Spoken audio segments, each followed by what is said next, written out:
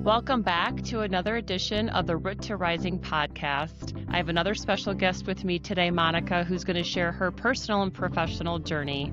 And as a reminder, this podcast is to create a platform for women to hear other people's stories and to learn from them, gain knowledge, experience, and gain their own confidence to find their true purpose and true happiness. So welcome, Monica, to the show. Hi, Christine. I thank you for taking time out of your very busy schedule for this conversation. But to start off, why don't we share with the audience a little bit about yourself and your personal brand? Absolutely. So thanks for having me on this podcast. I am really excited about it. Was very excited when you told me you were starting it. So Monica Dotson, first thing about me, my first job is I'm a mom of two. I have a 9-month-old, Maya, and a 3-year-old. My second job outside of that is I'm a vice president for manufacturer engagement services. I have the opportunity to work with a great group of individuals and really do something impactful from a career perspective. So tell us a little bit about, sounds like a job that someone goes to college for, and you realize that when you're in college, you're like, oh, I want to be vice president of customer engagement. So Yeah. maybe walk us and take us back to your high school and, when you started college, what your motivators were, what you were good at, what you wanted to do, and really what you wanted to aspire to be. A great question. So I think many of us have an idea of what we want to do when we grow up. And for me, I did. I was like laser focused. I remember getting a letter or reading a letter that I wrote to myself when I was in high school about what I would be doing 10 years later. Let's just say I wasn't doing anything that I wrote in that letter, but I am happy with how driven I was at the time. I took a anatomy and physiology class when I was in high school, and I remember being so excited about just science. And so from there on, it was all medical school for me. I went to undergraduate college. I majored in biology. And my goal was to go to medical school. And something happened that senior year. I had a change of mind and I decided I didn't want to go to medical school. And it was a turning point for me. It was like, oh my gosh, I thought I really wanted to do this. I decided I don't. I want to do something different in healthcare, but I didn't really have the what was I going to do. So I knew I wanted to just continue to pursue my education. I came home, told my family I'm going to go a different route. My dad I'm looked at sure me your and parents were thrilled. yeah, my dad's comment to me at week 1 was, well, you need to find a job. So I did, and I started working for a telecom company and communications, and it was supposed to be a very short period of time while I figured out what I wanted to do. I went back to school, got my graduate degree, and that short stint of what was supposed to be just a short like derail from what I was ultimately supposed to be doing ended up being almost a 20-year amazing career. Oh my gosh. And it was never the plan. And sometimes our plans aren't, what ends up happening wasn't what we planned. But I connected with some amazing people, had amazing mentors and sponsors and people who took me under their wing and really taught me what leadership meant, taught me how to be a professional. And I am so thankful for them, to have people who really want to invest in you that way. And that's really why I stayed there so long. So I became a sales leader, a customer experience leader. And I remember before I left saying, I came in as a kind of shy person and I left out not shy at all woman, and then had the opportunity to come over to McKesson. So at the time, the company I was with, Verizon Communications, was being acquired in the state that I was living in. A lady who I was mentoring had just joined McKesson, and I had never heard of the company. And she was like, oh my gosh, you would love this company. And I had an opportunity to think about, do you really use this as an opportunity to get in the industry that you really wanted to get into 20 years ago, 19 years ago? And if you're going to work for a new company, do you really start working for a new company in a new industry? So that's what I did. It was a bit scary for me because I was working for the same company forever. For me, 19 years felt forever. It felt like a marriage. And you get comfortable with knowing the people, feeling like you're a subject matter expert. And so leaving that was a bit scary, but it was one of the best decisions I've made. And it's just been onward and upward from there. That's awesome. What a great story. There's a lot to unpack there, though. I'm going to go back to what you did in high school. I've never heard of that before. So, in high school, you wrote yourself a letter. What age were you at, and where did you get the idea, and what is the idea? So it was something that a teacher had us do. It was the entire class. And it was write yourself a letter about what you, and they mailed it to us 10 years later, which was really That's sweet. pretty cool. That's pretty cool. And it's a letter of what you feel like you'll be doing in the next 10 years. You're telling your future self all these great things that you are going to be doing. So in my letter, it said I would have been to medical school. I would be getting ready to become a doctor and I would be a married, I'd be a wife, I'd have, I think I said 4 kids. Like I was very lofty, very ambitious, and I had lots of goals. And so I got this letter 10 years later, and I'll be candid, part of me kinda sunk, like, "Oh my gosh, I'm not a doctor, I'm not married, and I don't have kids." And although I still had what a lot of people could see as, like, a successful life, I Yep. was traveling a lot, personally and professionally, I had a great career, but I wasn't this doctor, and I hadn't got married yet, I didn't have kids. And so it was this, "Let's do a reset." It was, are you okay with where you are? And I think that's part of it. Your plan may not go according to your initial plan, and that's okay. It's okay to have pivots along the way. It's okay to have some detours. But I think ultimately, where we ultimately get is exactly where we were supposed to be. Yeah. Do you think I believe everyone's individual definition of success is for that individual only, and it doesn't apply, it's not a universal definition, and you have to figure out what is your happiness and your definition of success. So, do you think from your high school, your written letter to when you read the letter, or even now, do you think your definitions of success have changed over time? Absolutely, I do. I think at the time, it was really based on this vision I had for my life. And as I got older, success became a lot more about my happiness and my family and my self worth, and not necessarily what my title is. And whether it's, VP or director, it was about, am I doing something I really love and that makes me feel that I'm having a strong impact? Um, being am I am I a part of a community? Am I giving back to that community? Am I a great daughter? Am I a great sister? So my definition of success started to change. These days, where I am today, success could be I made it through the week and I achieved 5 really good things on my to-do list. Success has really changed for me, and I'm Yeah. okay with that. Yeah.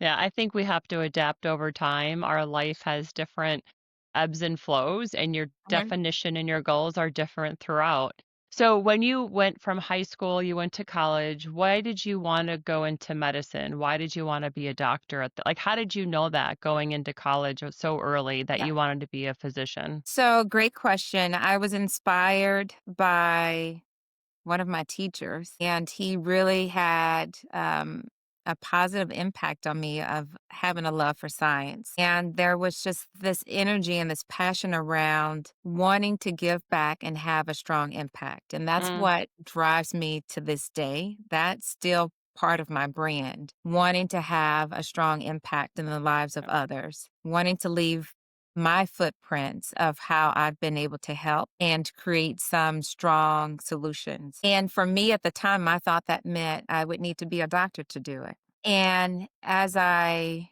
continued my journey in college, I realized I don't have to be a doctor to do that. One of the things that changed my mind from being a doctor was something personal that happened. My sister at the time had Crohn's. She has Crohn's disease and she struggled a lot when I was growing up with it. And I started thinking, oh my gosh, what would happen if I couldn't help every patient that I have? How would I feel at the end of the day? And that started to deter me a bit from being a doctor. And I hope it doesn't deter anyone else if that's your aspiration. That was just me. On the flip side, I know people who've had a family member or someone close, and that was their aspiration to go into healthcare or go to medical school. But for me, it started to pivot a bit. I started thinking about what are my strengths? What am I really good at?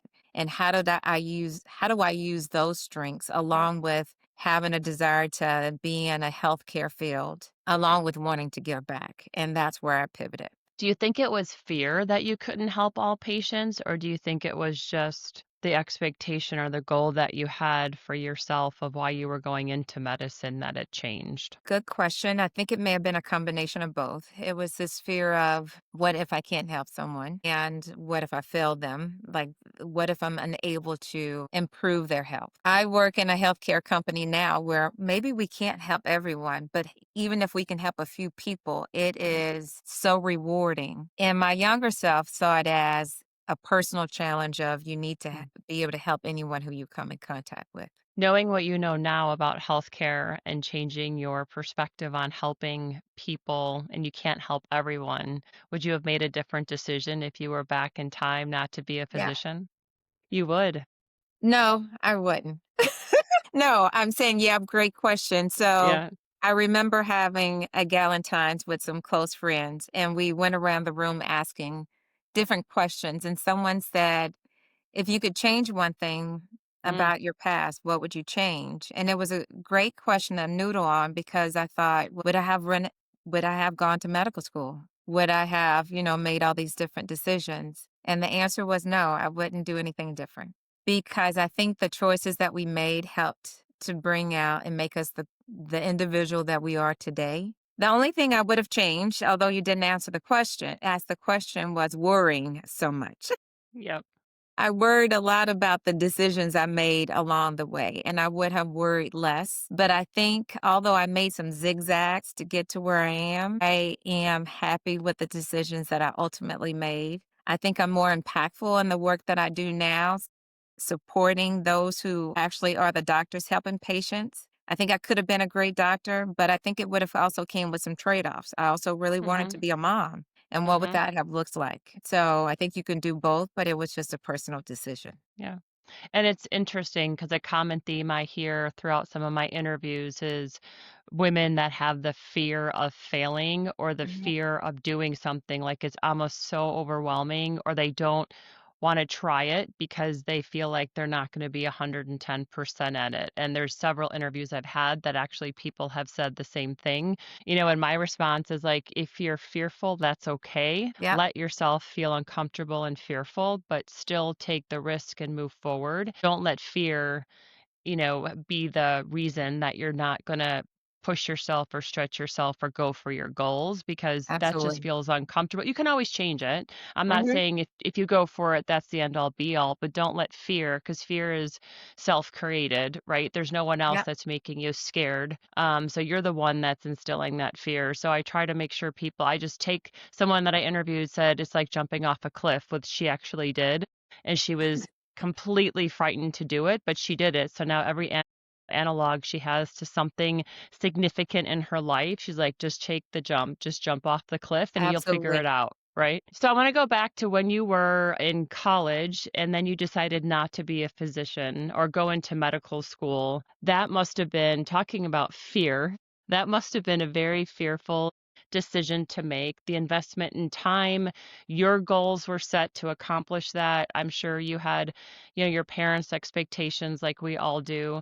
Mhm. So walk us through how did you overcome that and make the decision to make that pivot, which was significant at the time? It was significant, and it took a lot of time for me it was a lot of soul searching, I guess you could say. Like, what's really important to me? What do I want to do with my life? Sometimes we make decisions based on what others want us to do Mhm. and how we want to make them happy or how we want to be perceived. And this was about what does Monica want to do? What will Mm. make her happy? I thought initially becoming a medical doctor was really what I wanted, and that would make me happy. And I realized you know what? That doesn't have to be the solution for you. That doesn't have to be the answer. You can still find ways, meaningful ways to give back. And I agree with your statement around the fear because there are lots of things that I've ran into, and it's like, I'm afraid to do it. And you push yourself anyway.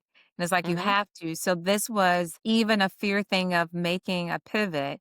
And how do you continue to push yourself? And for me, it was, you want to do something impactful. Now let's go figure out what it is. Good for you. That takes a lot of courage. And I think a lot of women today in college, you think you want to do one thing, you go to college, but then oftentimes you actually get in the major or the classes, it doesn't feel like it's something you wanna do, and you have to be okay with making that Yep. pivot, overcoming that fear, and the fact that you'll figure it out. So you graduated, you decided to go into the telecom industry, something totally unrelated. You made a comment that you went into that industry or that role or that company shy, but then you came out very confident and not shy. So why did you go in shy? And what happened to have you gain confidence in that part of your career, and how did you come out differently? Great question. So, going back to even making this change in what I wanted to do with my career, knowing that I wasn't going to medical school and I'm trying to figure it out. And that alone for me gave me somewhat a little bit of intimidation. I Mm, was going into this workforce with very confident individuals who were successful. And here I was saying, I don't know what I want to do when I grow up.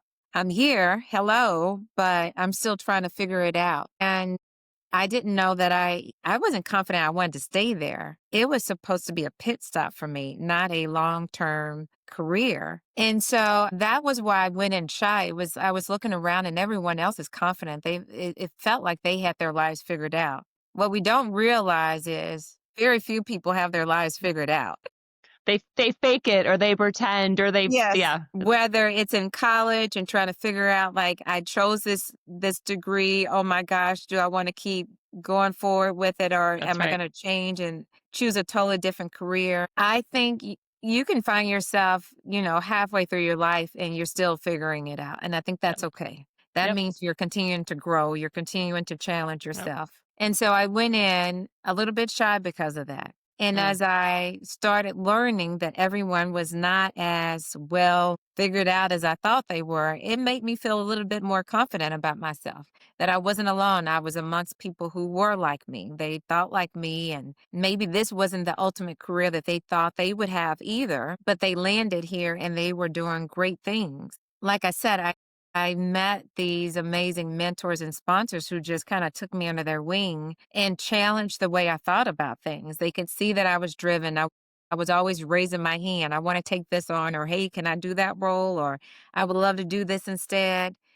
And sometimes when I got too comfortable, someone was giving me a push. And that was helpful too, because that can be the fear thing that lots of mhm. people run into is I'm comfortable with what I'm doing. I've learned it, I've mastered it, I want to stay here. And sometimes if we don't give ourselves that push, someone else needs to. And when they do it, we may not be happy with them, but we surely usually are very grateful for them later. Why did they push you? Were they men? Were they females? And why did they push everyone or just you? It was men, they were females and men. I remember the first person that pushed me, and I can't say they pushed everyone. Mhm. I would say just like we are, whether you're in college or what have you, you usually seek people out. You look across a room, you see who has the ambition or who has the potential, and you start pushing or you start asking questions or trying to mold them.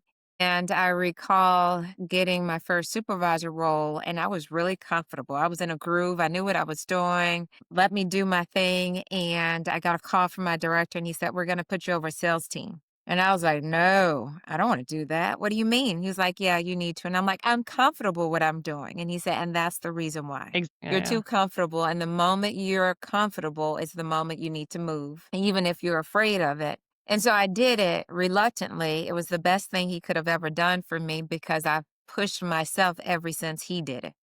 And I went into that new role pretty fearful all over again of how do I do this? You gave me a team who's not performing. What am I supposed to do? And I will tell you, they taught me probably as much or more than I taught them about how to be a leader. Mhm. And so from it was what propelled me, that turning point. Yeah. So if you go to the mentors or the people that pushed you in your role, and you're a leader now, right? You lead a team and you have been. What kind of characteristics, you say they seek you out, right? So when a leader is seeking someone out or they're looking for someone that they want to mentor and coach and grow, what are Mhm. some of the characteristics do you think that these mentors or people pushed you?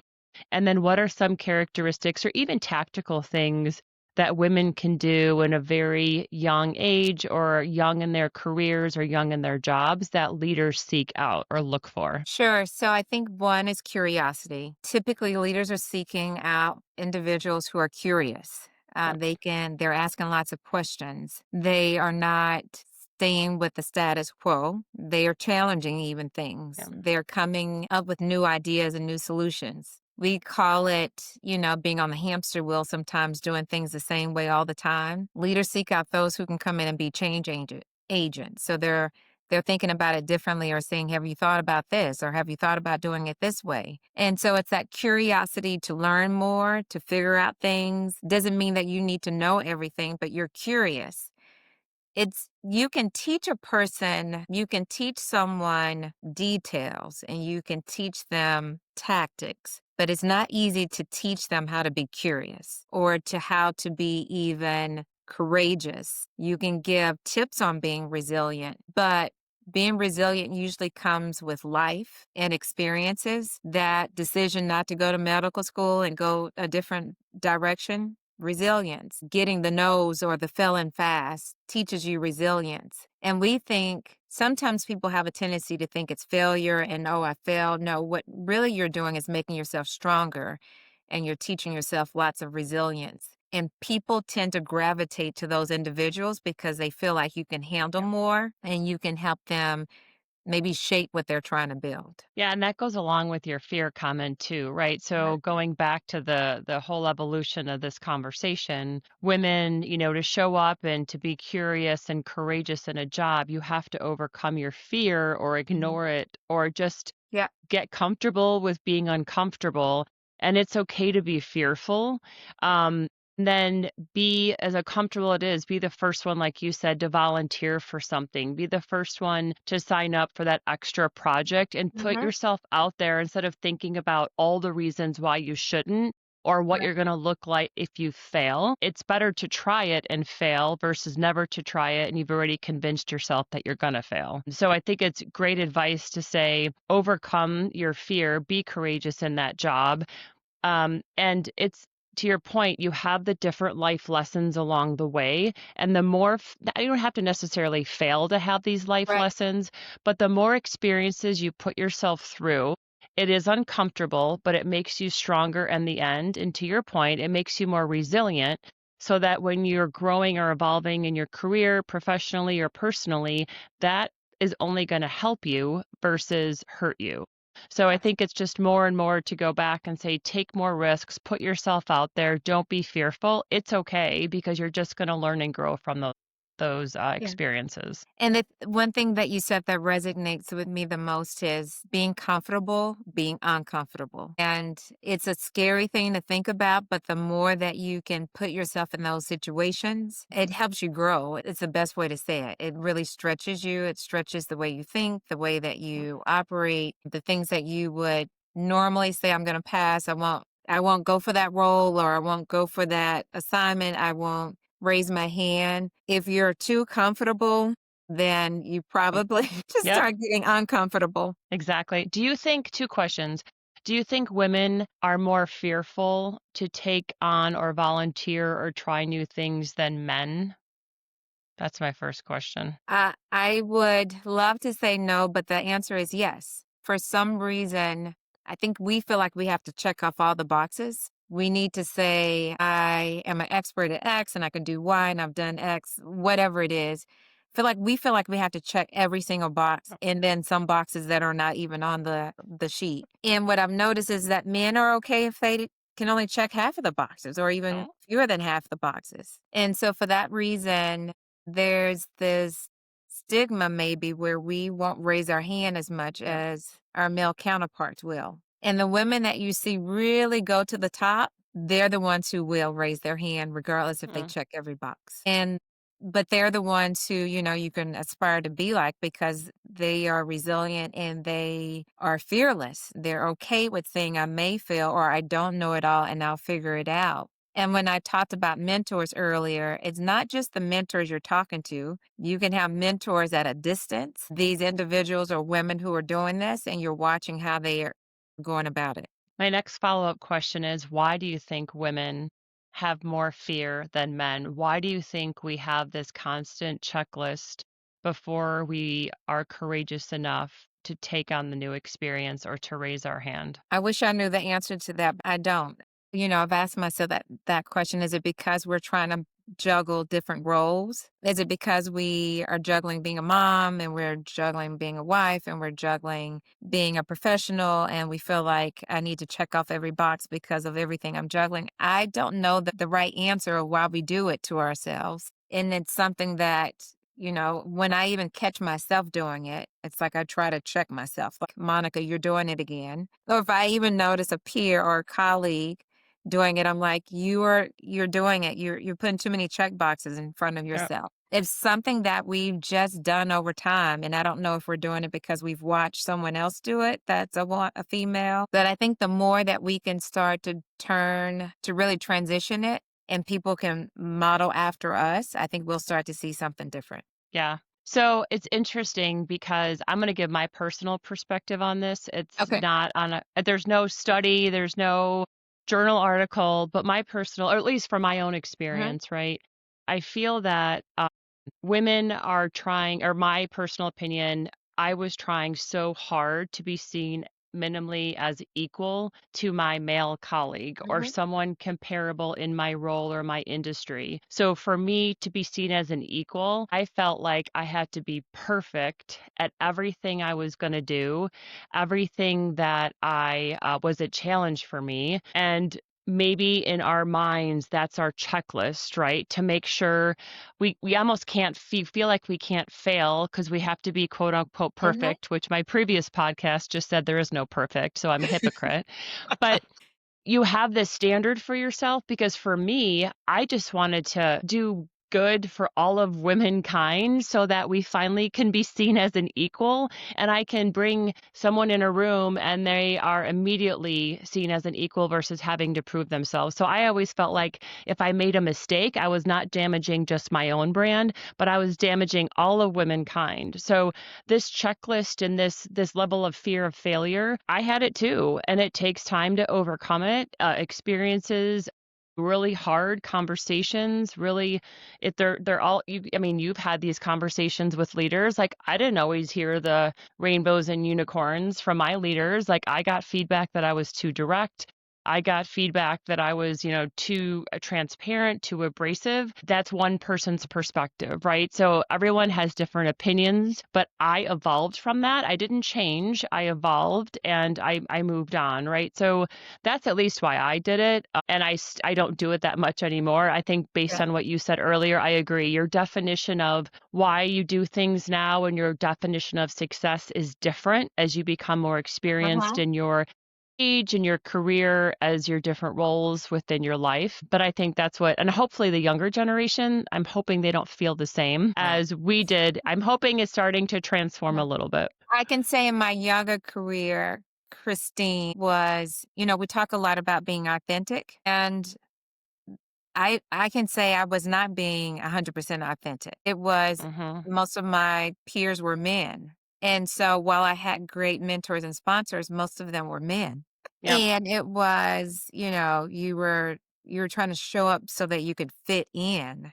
And you also, for Yep. me, I'll speak personally, it was don't show too much vulnerability Yep. because it will show weakness. You'll Yep. remind them that you're a woman, probably. Yep. It was like you're trying to make sure that you could Yep. fit in with the group and that they feel like you were tough enough. And as I continued to grow in my career, I realized I didn't need to be that way. That was one way that I was taught. I could be softer. I could be more vulnerable. I could be more I could be authentic. I could show up Yeah. as my real self and still be successful. But then there was still that checkbox sometimes, and Yeah. I don't want to say certain leaders impose it on you, but it can happen. There's such a thing as having the feeling that you need to be perfect, and there is Yes. no such thing as being perfect. And I think the best thing that we can do for ourselves is give ourselves grace that we don't have to be perfect. Also have people centered around us who are our sounding board, who can be our support system. Corporate America can be kind of tough sometimes and a little bit scary because you may get different feedback in different ways. And Christine, I was told at one point I was not tough enough, got to the point where I was too tough. Later was told, you're too tough, you're too tough. Right. And Right. then I was told at some point, hey, you are a subject matter expert. You're operating as a manager, not a leader. And then I had someone else say, hey, you're operating too much up here. You need to be a subject matter expert. So I think along the way, you also have to give yourself some grace. You learn from others, but you define what success looks like for you and how you want to show up every day. I agree. And I'm hoping this continues to evolve with, the different generations learning, women speaking. And it's interesting because we took it upon ourselves, to your comment, that we had to change to fit into the room or to fit Mhm. in, with the men. We couldn't be Yeah. vulnerable. We had to act like them. Hmm. Instead of flipping it to say, hey, the people in corporate America, or the people in the room, the men, even some of the women, right, should just appreciate every single person for the Hmm. diversity they bring, who they are. And again, you're not all like friends or family, you're in a professional setting. So to Right. respect each other and be kind and respectful, and then have that contribution from that person for their skill set, for their Hmm. job, and how they bring that should be different, because if we were all Absolutely. the same, that would be pretty boring in life. So my whole perspective now is to make an impact, to try to change everyone else in the room's perspective versus putting so much pressure on women to change who they are and Hmm. be that chameleon. Have everyone have more open minds and accept us for who they are. And by the way, shit, we're pretty smart people and we should just Absolutely. be who we are, because if we're modifying who we are, and we're not bringing all that we have to the table. So, Absolutely. no, I think I appreciate you saying that. So we went to your professional career. You made an early comment when you went through who you are. You're a mom of two. That's your Mhm. first job. And walk us through, right? You have a very successful career in your definition. You've accomplished different leadership roles. You've evolved to get back into the healthcare world. You're a vice president of customer engagement now. You work in corporate America. It's a lot. So walk us through your decision to be a mom and what that looks like, and share with us anything Yeah, that you want to help people sure. understand. I don't believe in the work life thing. I believe in the juggling act, right? And it's some days there's 25 balls in the air, some are Yeah. going to drop, and pick them up and try again, And right? you just So keep it moving. walk us through what that, like, why you did it, why you Yeah. wanted to always be a mom, how you do it now, and what does the juggling act look like? Great question, Christine. So for me, one thing that was for certain since I was a little girl myself is that I wanted to be a mother. It started off with 4 kids, and then as I got older, it was 3, then it went to 2. The number kept changing. And it goes back to that needing to check every box, needing to feel like you were being perfect so you can fit in, so that you didn't get overlooked. There's not always someone that looks like you in the room, unfortunately. So you felt like you had to even try harder. And I don't want to use that as the excuse for the delay in me having these 2 amazing little girls, but I spent a lot of time on my career journey. But I knew one thing for sure was that I wanted to be a mother. So let's just say I did things a little bit out of order, and I will not, don't use me as an example for yourselves, but use me at least as an example that you can go after anything that is a personal goal for you. I had my girls before marriage. I knew that I wanted to be a mom, and I wanted to do it while I still was somewhat young. And so I went on a journey to become a mother as a single mother. And Christine was my manager with the first one. And I remember saying to Christine, I could get a call at any time. about a call for a baby that I need to pick up. And I just need to let you know because when I get that call, I got to take off. And it was shortly after I started working for her that I got that call and said, sorry, Mm, got to take off. I got a call. I got to pick up my little girl. And God has just blessed me indeed to the point that I get teary eyed talking about it. But blessed me more than I can put into words with giving me motherhood of these two amazing girls. So the juggling act. I've told others, including my mom, women in general wear an S on their shirt when they're mothers and they have mm. a corporate job because it's a balancing act. And I said, and when you are a single mother, your S glows in the dark. I remember someone wise told me, hey, when you become a mother, you will never ever feel like you have all the balls up in the air Mhm. again. If you master what you needed to at work that day, you Yep, probably failed at home. And if you yep, mastered at home, you probably failed at work. And yep, I was offended when they told me that because I was like, that's not me. I will always have all the balls up in the air, home and work. But it was true. We call it work-life balance. I'm gonna call it survival. It is yep, you do what you yep, can to make sure your kids are taken care of, to make sure you're taken care of personally, and to make sure you get done what you need to at work. It means that you become a little bit more strategic. You're no longer just picking up every single yep, project. You're picking up what's most impactful, what yep, you really need to be involved in. And you're also making sure that you're giving, those at home exactly what they need. So I'm not the perfect one to say, how does this juggling act work? It's a juggling act, and I will say it works because I have an amazing support system. I have a great family, I have friends who help. I have a supportive leadership team. People understand if I say, hey, I'm off today because I have a sick one, they get it. And you have to do that sometimes, but I wouldn't give it up for anything. It's the highlight of my life. That's an awesome story. Thank you for sharing that. And to talk more about being a mom and a professional, it goes back to the checklist. I don't, before you have kids, you always want the checklist. You want everything perfect. You want to do everything. You have kids, and it's like this organized chaos thrown into your life. And you can't be perfect. You can't Mhm, do the checklist. And it's not about control. It's just, it goes back to us always wanting to show up mhm, 110%. And you quickly realize, to your point, you can't be perfect or 110% in both of those roles every day. And to your mhm, point, it's a great comment. You have to prioritize and be strategic with where you spend your time and mhm, give your energy, so you have enough, right, for the important people in mhm, your life. But then also, you have to, I think a lot of moms, they have to find something that gives them energy. So you can't just give, give, give all the time.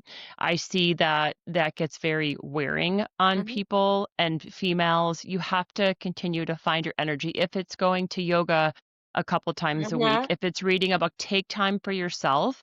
And you're not selfish when you do that, because the more energy you have, you can show up better to the important people in your life. that's right. So if you would share with us, you're juggling, but you still find a way to have energy and show up. You're very successful in all realms of your life. So what gives you energy to be able to, give back to the important people in your life?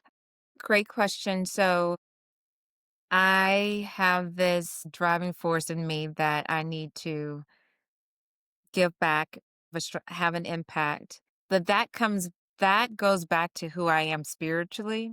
And so it's part of my prayer. Like, God, you've blessed me to be here. You've blessed me with my family. You've given me favor. Show me what my assignment is. Show me how to make impact, a strong impact in any role you put me in any situation you put me in, with my girls, in my professional life, in my community. And so that's just something that's deep rooted in me of how do I do that each day? So I wake up and it's, being very intentional, and it's been very thoughtful around how do you treat others? How do you really go about trying to drive this important initiative? How do you support someone in your family? How do you make sure Maddie signed up for soccer class and dance class? How do you make sure she's well rounded? It's being very intentional, But you're right, you have to have self-care time, right? Or you cannot show up the way you need to Yep. for others. So I call it self-care time, literally self-care time. And it's whether it's early in the morning, you wake up a bit early before everyone else does and give yourself that time, whether it's doing some Mm. yoga, reading a book, or literally sitting in a quiet Yep. space all to yourself with no noise. It could be the Agreed. highlight of the day. Even schedule self-care time off. And I tell people, if you don't, you should do it. It is a day I take off and I say, I'm not scheduling anything. My girls still go to daycare. I'm taking the day for Monica, whether it's go to the spa, get a massage, or literally do a Netflix day. Whatever that is for you, I think it's important so that you can continue to show up for others. It's in how whether it's what you eat, how you're keeping yourself healthy. It's how do you continue to show up? And if you are driving yourself on all cylinders, you just won't be impactful. That's great advice. So I'm going to ask one last question. This has been fantastic conversation. So you have two girls. They're a little bit younger than the audience we're trying to talk to today. But if you were to give any advice to younger generation of women that are just starting, or even our generation of women that are, juggling it all, right? Or your two girls in terms of them growing up, what advice would you give them? It can be in the personal realm, professional realm, or just ways that they can gain confidence or things that they should be doing continually as they evolve as women. Yeah. There are a number of things, so I'll try to keep it a short No, you list. don't have to. I would say one, you will always be your worst critic. Remember that Mm, there's an audience watching you thinking that you are amazing. There are younger girls looking at you and you are their mentors. They go home talking about you. They are aspiring to be just like you. So always keep that in mind. There will be rooms that you want to be in that will seem like scary. You may be afraid of it. yeah. The glass ceilings that we feel like we have over our head, we usually created them on our own. We think other Mm, people created them, we created them. If you see a room where no one's in there that looks like you, let that be your ammunition. Let that motivate you to get in that room. Do not let it make you fearful not to be in the room. And just remember the sky's the limit.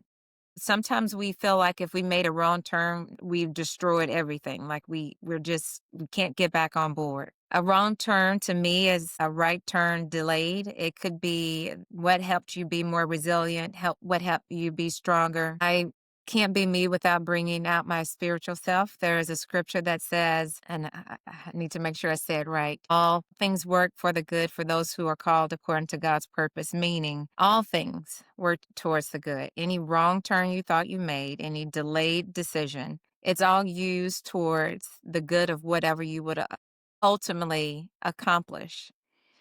Think about those that you come in contact with, pay it forward. There's someone who's going to bring you along. There's someone who's going to mentor you and guide you.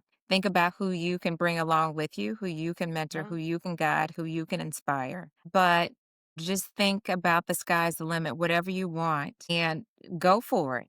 Even if you make a decision to change your mind like I did, it's okay, but keep moving, keep pushing. Don't let anything deter you from what your dreams are. That's awesome. A lot of good advice there. So hopefully everyone appreciates Monica's story and all the advice that she gave. And I will challenge those younger women that are listening to this, maybe in high school or even in college, write yourself a letter. I think Mhm. that's a great idea. And just to have goals for yourself, but realize that those goals might be a little bit different when you get that letter, or Mhm. tuck it away somewhere and look at it even a year later, right? To Mhm. see where you are and just continue to evolve and not be fearful. So Monica, thank you so much for the time spent and sharing Absolutely. all of your stories. And again, this is Christine from Root to Rising podcast. Thanks for listening, and until next time. Thanks. Bye.